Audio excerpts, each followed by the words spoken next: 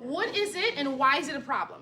So what is it? It is when you have stage 1, stage 2, we have the stages. But what it is, when you think about hypertension, it is the pressure that is being applied to the blood vessels, right? And so depending on how certain structures are, whether there's a lot of fluid or there's a lot of vasoconstriction, that can increase the blood pressure, right? So it is normal to have anything less than 120/80. Anything above that can put you into stage 1, which is 130/130. Between 130, 139 to over 80 to 89. So that's stage 1. Stage 2, we have 140 or higher over greater than 90. So now the biggest problem, which somebody mentioned, is that it's asymptomatic. So you don't feel when you have it, right? And so therefore, the biggest risk for stroke or problems, whether it's your eyes, whether it's your kidney, whatever the problems are going to be, which we're going to see which ones are the most problematic, it will happen and you don't even know it's happening, right? Until it's too late if you're not monitoring it properly. So, the blood pressure readings should use an average of 2 or more valid, reproducible measures attained or more than 2 occasions. So what that means is, all because you had 1 high blood pressure doesn't mean all of a sudden you have hypertension, right? They want to make sure like it's consecutive, like you have it more than twice. You go to the doctor, you check it. If it's high more than twice, then we start to worry. And initially what they'll tell you is to change your habits, change your diet, change your, lower your stress, whatever triggers they might find in your history that's causing it, they'll tell you to change it before they give you medication, right? So it does increase as you age. And we already mentioned like some of the risk factors as we were talking about our facts, but major risk factors are CAD, hypertension, stroke, and renal failure. So if you have those kind of comorbidities, that gives you more risk of having hypertension, okay? So here are just some of the numbers, as I mentioned, in like a little table, okay? So when we talk about blood pressure, let's talk about a little bit more in depth of what it is, right? So we know that there's oncotic pressure, and what oncotic pressure is like pulling pressure. So the proteins inside the blood vessels allow the blood to stay within because it's pulling it within. And then we have what's called hydrostatic pressure, which is pushing the blood downward towards the other blood vessels down through this whole system. So together they work to keep the blood inside and allow it to travel well, right? And so we want to, if we try to measure blood pressure or mean arterial pressure, what we're considering is how well is the blood traveling down these arteries to get to the places that they need to go, right? And if we have a certain number, at least 60, then we can trust that the blood is going to perfuse the whole body. The organs are going to receive the blood that they need.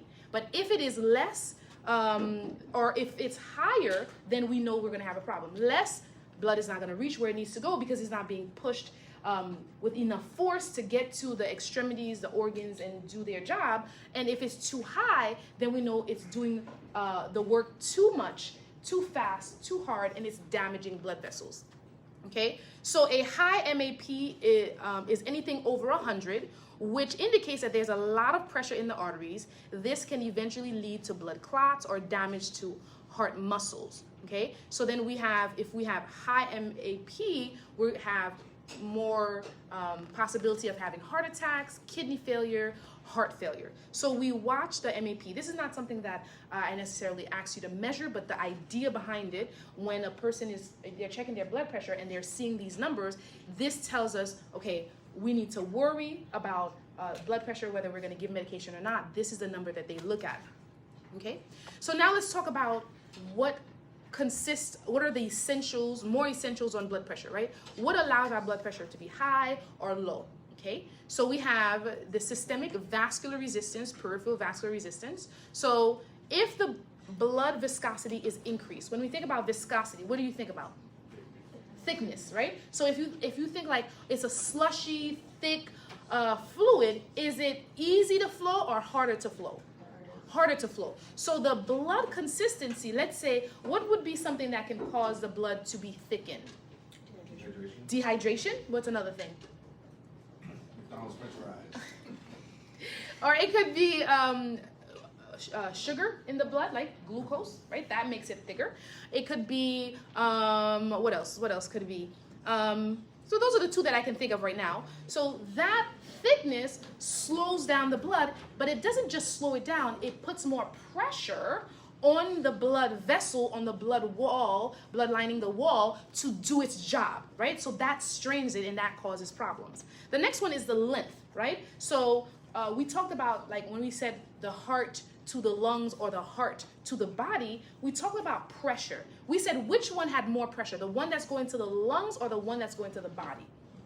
The body had more pressure because it was going further. So it knows it's doing a harder job further, so it puts more pressure. But since the lungs are not too far away, it doesn't put that much pressure. So we imagine we do need some pressure in order to get the blood to the extremities, to the toes, right? So the longer the artery, the longer the pathway, the more pressure that you're going to need in order to get it to the extremity. And then we have diameter, right? When we think about diameter, we think about the width of the blood vessel, right? So if you think the blood vessel is shrinking, would that be more pressure or less pressure? More pressure, right? Because it has to push against it more to open it up, to get past, right? And if it's dilated, then it's less pressure because it's an easy pathway. So anything that's going to affect the viscosity, anything that's going to affect the length, anything that's going to affect the diameter will somehow affect the blood pressure, make it go up or make it go down, right? And the medication that we use or the activities that we perform can do something to affect any one of these elements here, right? Then we have the other factors that affect arterial pressure. So we have NS stimulation. So when we think about NS, we think of the sympathetic nervous system, right? So when we think about the sympathetic nervous system, what concept are we thinking about? The fight and flight, right? So if a person is stressed, if a person is ready to, think more, act faster, do more work, they need more blood, right? And so the danger, the stress, these things are going to be affected because the body says, okay, you need more blood, so we're going to, what would we do? Increase or decrease the diameter? We're going to increase because it thinks it'll flow faster, right? And so, let's see, hold on. Sympathetic nervous system, which causes several things to happen in your body. It responds to danger, stresses your sympathetic nervous system can affect. So it affects your heart, it affects your eyes, right? So your eyes will enlarge because it wants you to see more. Increases your heart rate to improve the delivery of oxygen. So there's a negative feedback there. Okay, increases the strength of your heart contractions. This one, it would vasoconstrict because that causes the blood vessel to work a little harder, increase the blood pressure, right? The lungs relax and your airway muscles to improve oxygen. So that one will vasodilate to let more air in. And the liver, energy stores to your liver and energy that can be used quickly, right? So depending on which organ it's working with, it will do different things, okay? But all of these will be affected because of the sympathetic nervous system, the stimulation of the SNS. Then we have the RAS system. Do you remember what the RAS system affects? So it affects the kidney, right? So the kidney is what determines how much fluid, right, is going to be retained in the body. All the blood travels to the kidney and it processes it. It says, okay, we have all this blood, the iron, the hemoglobin, the bilirubin, all this with the red blood cells. So it filters it. Everything had been broken down. It gets there. It says, okay, you need this. Let's go back. You don't need this. Let's get it out. And it takes it out with some fluid in it, which is our urine, right? So if we need more fluid, what should we allow the kidney to do? If we need more fluid for our body, we want the kidney to keep it. So the RAS system has to do with renin, angiotensin 1, angiotensin 2, right? in the end, from renin to angiotensin 2 is a vasoconstrictor, right? So if it vasoconstricts, it's going to cause less fluid to go through, so less water is going to be excreted, right? And if we vasodilate, we'll allow more fluid to go through, right? So depending on what we need, we're going to have the kidney do that job. It's sending the signal to the pituitary gland, and then the pituitary gland stimulates a hormone, and the hormone does its job. Okay, so the other thing to remember is, how does it know that, right? Do we remember we talked about in cardiac, how do we know we need more fluid, we need more blood or not? Where does that signal come from?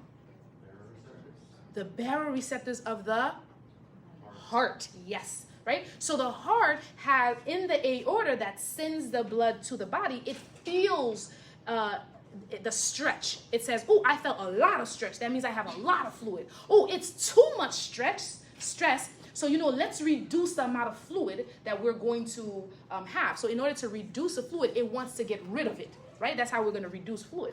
But if it doesn't feel enough stretch, it says, oh, you don't have enough fluid, so let's do something to retain the fluid so I can feel the stretch more. So it's the heart, the baroreceptors of the heart, that signals the RAS system, the pituitary, like what it needs to do. Are we going to secrete renin or not, okay? Or angiotensin 1, angiotensin 2, that kind of thing, right? Or aldosterone, which is a salt. That also is affected by the RAS system. Aldosterone is a salt, so we know water follows salt, so it's going to react there as well. So the angiotensin, the RAAS, the renin-angiotensin aldosterone system, affects renal perfusion. A decrease in perfusion causes an increase in renin, okay? Or increase in perfusion causes a decrease in renin, okay? So we also have other hormones like the peptides that affect arterial pressure because they are secreted by the it's a cardiac hormone, right? So ANP, and it's secreted by the heart, and it acts on cardiac hormones. So we have ANP, we have BPN. So these are also, so remember when we talked about our labs, and we said the ANP, the BNP, those are labs that tells us what's happening with the heart. So these are measurements here as well. And then we also talked about ADH, so antidiuretic hormone. They promote either vasoconstriction or vasodilation to allow for the water retention or water excretion. Okay, so those are the hormones and the peptides that we're talking about here: the the ANP and the BNP. So arterial natriuretic peptides and the brain natriuretic peptides. Those are the hormones that help identify whether we need the vasoconstriction or relaxation. We also have the ADH, the antidiuretic hormone, that also tells us whether we're going to vasoconstrict or vasodilate to either get rid of water or keep the water. Okay, so why does hypertension happen, right? I didn't hear anyone mention it, but there is no cause that they don't know, right? So the primary cause, the real reason why it happens, they are not sure, but they think it can be mostly because of stress, right? So causes of, so divided into two groups, we have primary and we have secondary. Primary, no known cause. Even though they mention, okay, it might be stress, it might be what you eat, that kind of thing, but technically speaking, it's the secondary hypertension that tells us, okay, you're having this problem because of a heart issue. You're having this problem because of a thyroid issue. You're having this problem because of a secondary problem. And so if we fix the problem, we can fix the hypertension. And that's why we say it can be cured in that sense, right?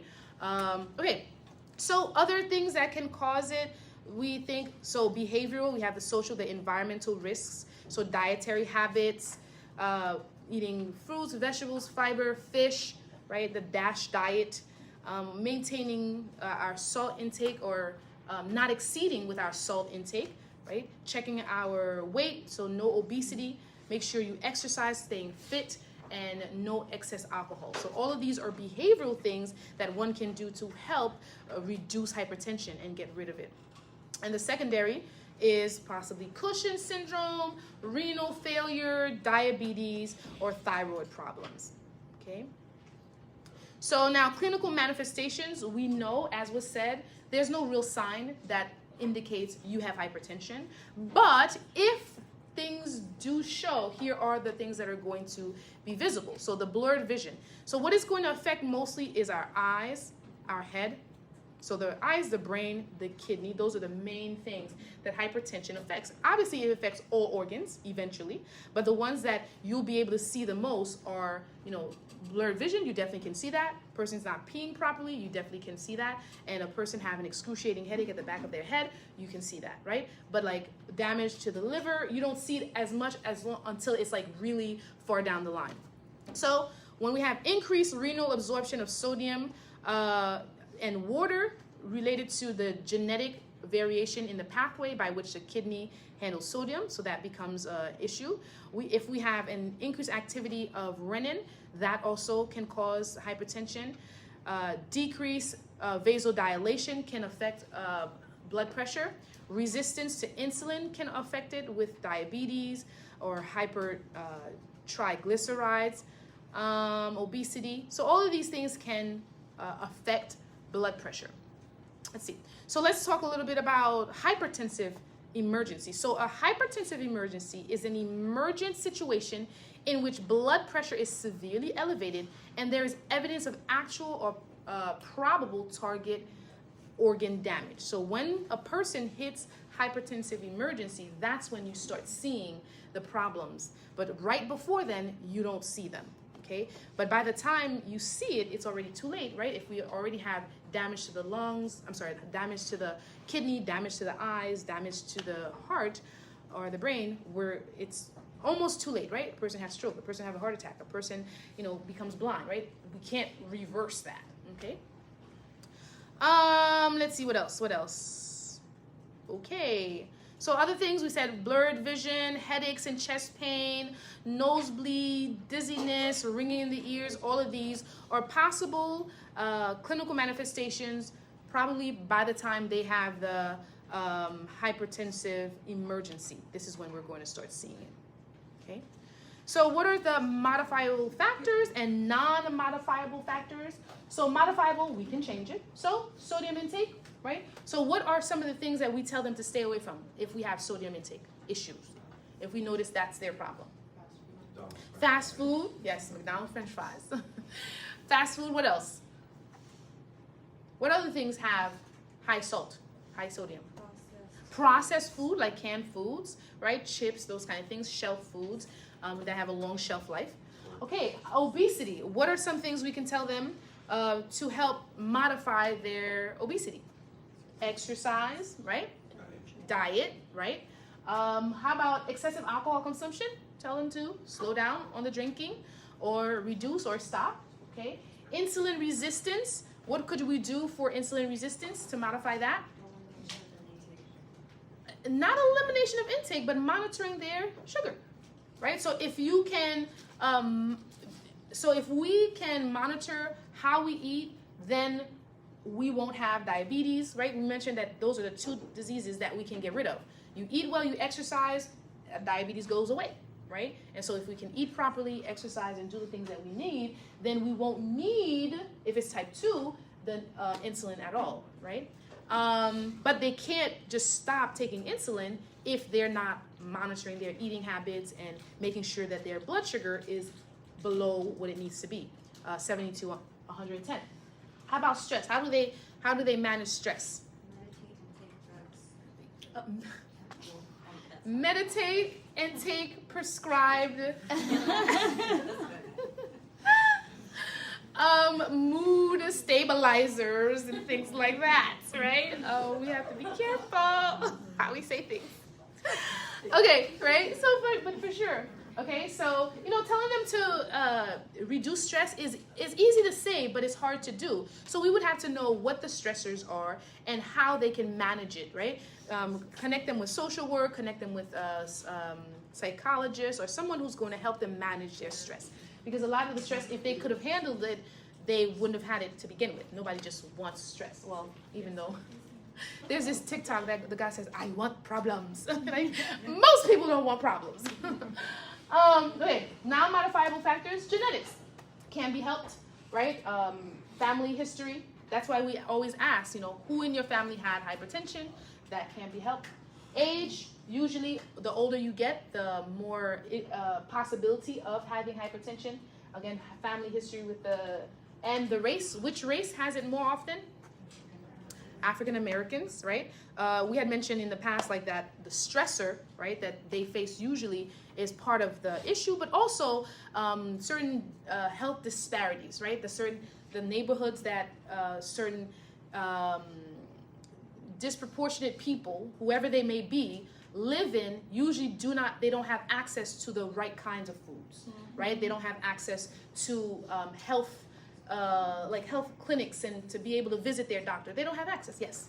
I have something to say. That is so right. So you go to Vallejo. I have a Jack in the Box in one corner, McDonald's in the next, everything. You go down this Marin County, there's not one fast food place. It's true. It's true. Like Benicia has one McDonald's. So yeah, in the cuts. Like it's very true. And I lived in New York and I saw that like so vividly because there's like I forget how you call it when the neighborhood switches, right? Yeah. And there's no liquor store here.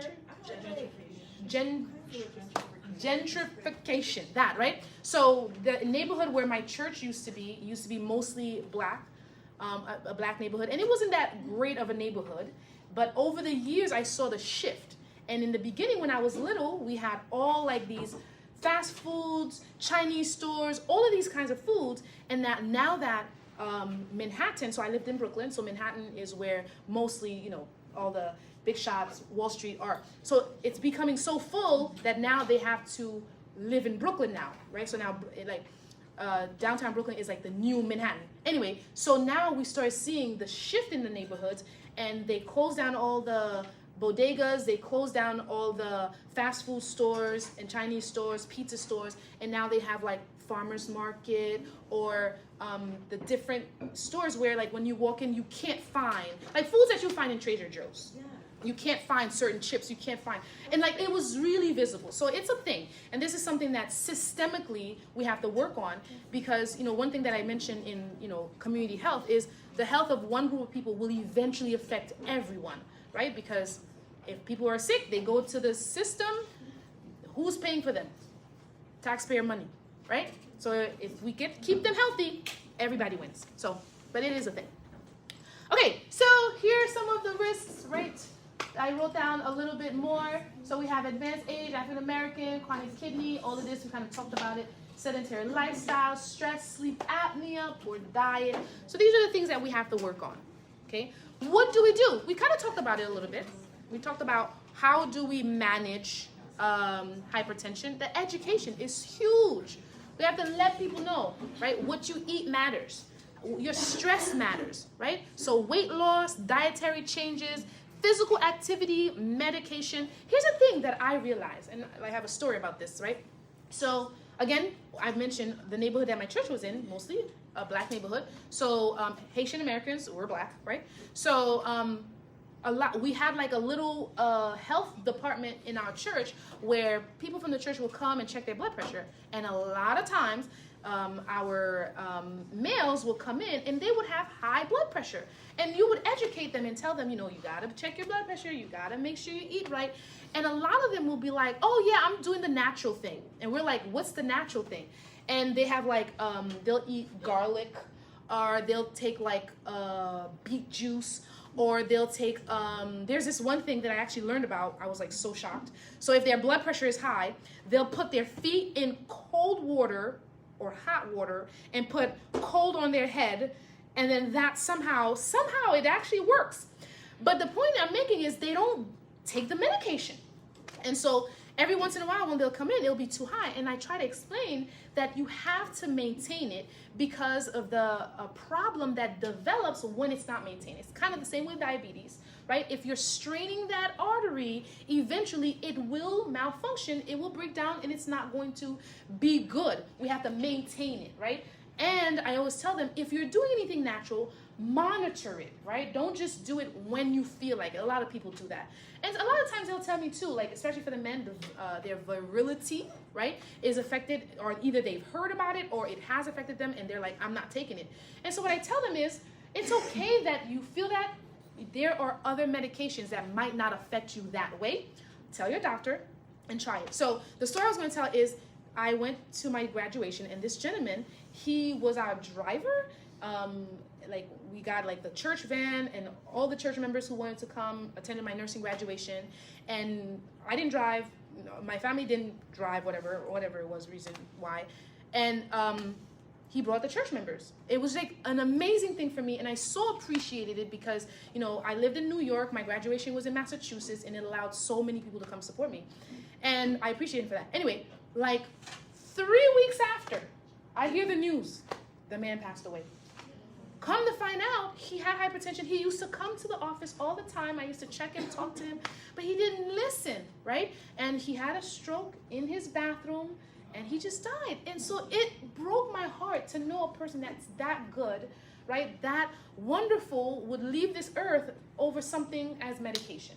So we have to teach, right, that it's important to maintain medication adherence, right? So decrease alcohol consumption, smoking cessation, measure blood pressure. It's important about measuring the blood pressure. We need to make sure, do they have a blood pressure cuff, right? We tell them to measure, but if they don't have access, how do they measure? That's one of the things that the Black community, Hispanic community, you know, underprivileged community also have a problem with. They don't have access to a blood pressure cuff. One of the things I really appreciated with my physician when I was doing my NP is whenever he found someone, like, he would go through in-depth history and understanding of their background, what they have and what they don't have. And if they don't have something, it's not like, oh, you need to get this. It's, he would tell his secretary, go in the back, in the storage, find me, blah, blah, blah, blah, whatever the device they need, and he will start them off, right, with whatever it is, just because he knows they might not have access to it, right? History, definitely need to find out. Sensory deficit. Why are we doing sensory deficit?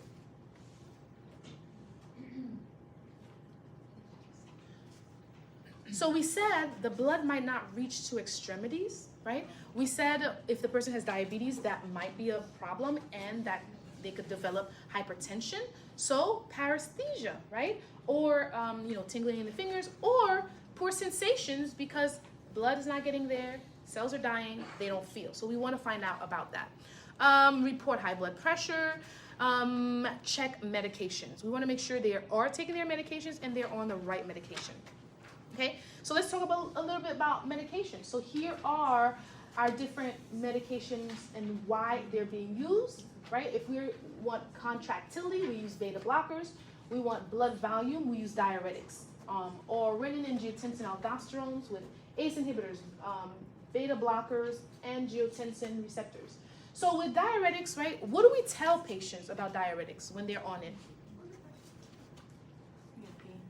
Yes, you're going to pee a lot. So if a person's on thiazide or they're on a loop diuretic, we need them to know they have to take it around what time? In the morning, because they're going to have to wake up to pee, or they're going to have to know where the bathrooms are, or, you know, take it at a time where, okay, early in the morning, I'm not going to schedule appointments right after I've taken it, because if I go out, I'm going to have to pee, that kind of thing, right? So, so thiazides removes excess water and sodium by the kidney. Calcium channel blocker, it's like Norvasc, Cardizem. So this one, it affects the calcium ion influx, crosses the membrane, so it decreases cardiac work.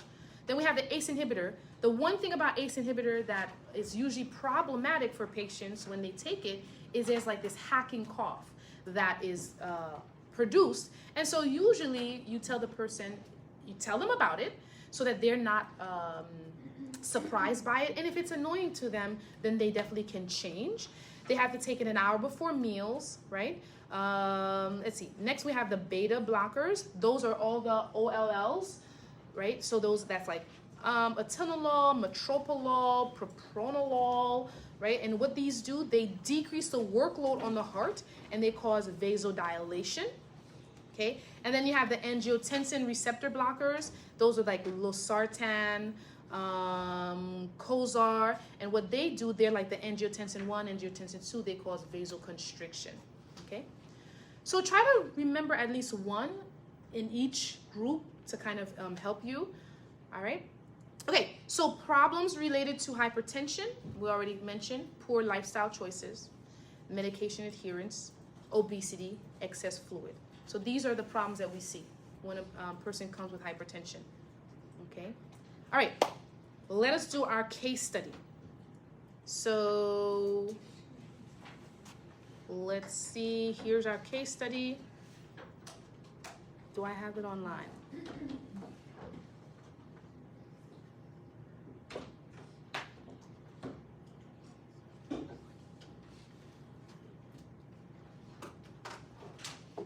Do you guys have this on your slides?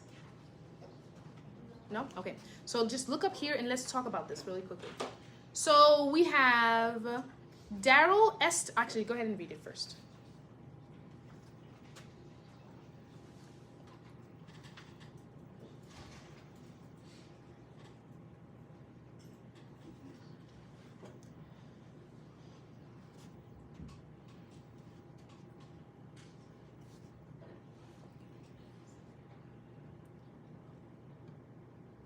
He has 4 or 5 beers at his exam.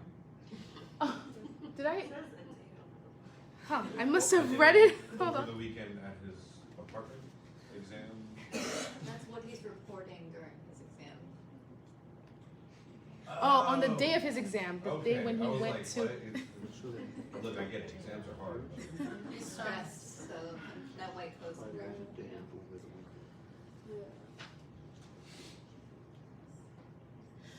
So what I want you to do after you've read it in your group is, think about assessments, think about diagnoses, think about, you're gonna create like a care plan for him, okay? So in your groups, we're gonna create a care plan, just as you would do like if you were in clinicals, so that we can talk about how we're gonna address him. Okay, what are the problems that you're seeing? What are your nursing diagnoses? What is the plan? How would you evaluate it, right? So you could do that with your groups. And then we'll get back to chatting about it. Well, I guess we should start talking to each other, huh?